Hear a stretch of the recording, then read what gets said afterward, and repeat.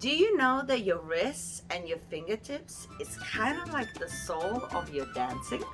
Well, stick around and find out why.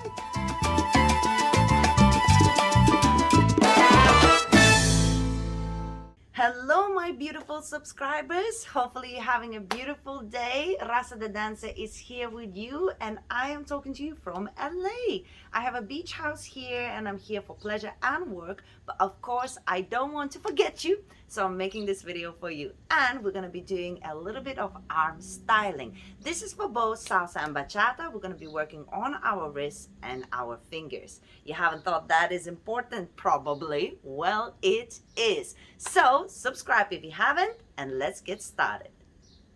The first arm styling that we're gonna do is something we've done a million times before, but I really want to focus today on our wrists and our fingers, okay? So the styling itself that you again can use for salsa and bachata will be arms coming up in a circular way up, and then we're gonna draw a circle down as well.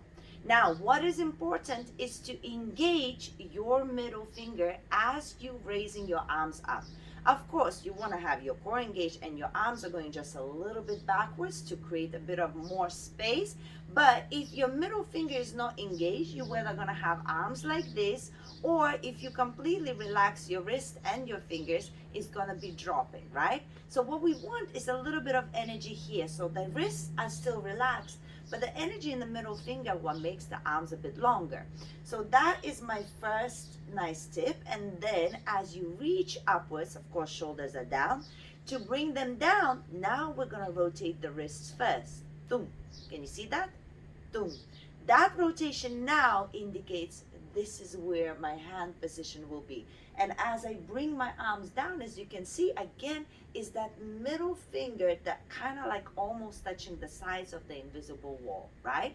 So show that again, a little preparation. And middle finger, nice and long. And once you reach the top, wrist and middle finger through. I'll show you from the back as well. And 1, 2, 3, 4, 5, 6, 7, 8. You can do that whether faster, boom, pa, or you can do it slower. And it doesn't matter. You can use it in so many different steps and styles, but creating energy in your fingers and your wrist, guiding the direction, makes a huge difference. Okay, and another arm styling that you keep on practicing that I would like you to polish thinking about your wrist and your fingertips is the arm up and across. Okay, now there's many variations of how you can do the ending part, but now we're focusing exactly on the fingertips and the wrist. So as I'm gonna bring my arm up, it doesn't matter which one you're gonna start with first, it depends what dance you're gonna do, but overall as I bring my arm up is the same as the first arm. It has a preparation, so it goes all the way up, all the way up, all the way up.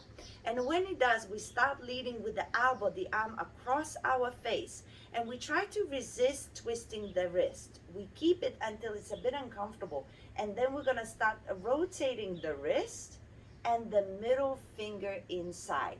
So what we want is when the wrist is twisted out, as it's twisting, the middle finger rotates in to gently changing the palm from open into the close.